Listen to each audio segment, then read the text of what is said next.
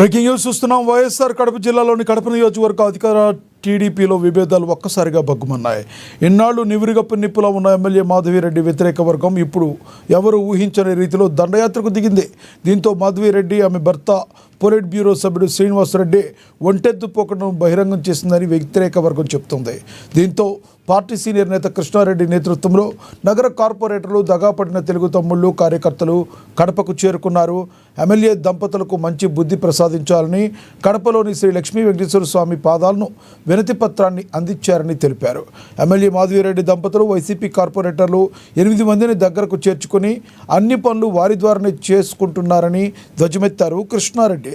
అసలైన టీడీపీ నేతలు ఈ వలస నేతల కారణంగా తీవ్రమైన అన్యాయానికి గురవుతున్నారని తీవ్ర ఆగ్రహం వ్యక్తం చేశారు. ఈ విషయాన్ని అధిష్టానం దృష్టికి ఎలా తీసుకెళ్లాలో తెలియక స్వామివారి శరణు కోరామని వెల్లడించారు.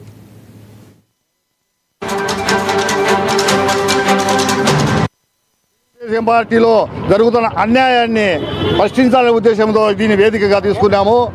మాకు గత 20 సంవత్సరములు వైసీపీ ప్రభుత్వం, వైసీపీ కాంగ్రెస్ కడపలో ఎమ్మెల్యేగా ఉన్నారు. తర్వాత ఇది మాధవిరెడ్డి గారికి అసెంబ్లీ నియోజకవర్గం ఇన్ఛార్జిగా ఇవ్వడం జరిగింది. ఇచ్చినది మేము తిరుమల తొలి గడప దేవుని గడప శ్రీ లక్ష్మీ వెంకటేశ్వర స్వామి సన్నిధి యందు ఆ రోజు ముక్కుకొని ఈమెను గెలిపించుకోవాలనే ఉద్దేశంతో ముక్కుబడి చేసుకున్నాము.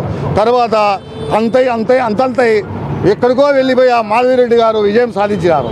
విజయం సాధిస్తే కార్యకర్తల అందరిలో ఆశాభావాలు కనిపించాయి. కానీ కొన్ని నాళ్ళకే వైసీపీ వాళ్ళు ఇది గమనించి 8 మందిని, అంటే అష్టదిగ్పాలకులు 8 మంది కార్పొరేటర్లను తెలుగుదేశం పార్టీలోకి పంపించి మాకు దరిద్రం పట్టేట్టుగా చేసినారు. ఇది ఏమాత్రం సహించము.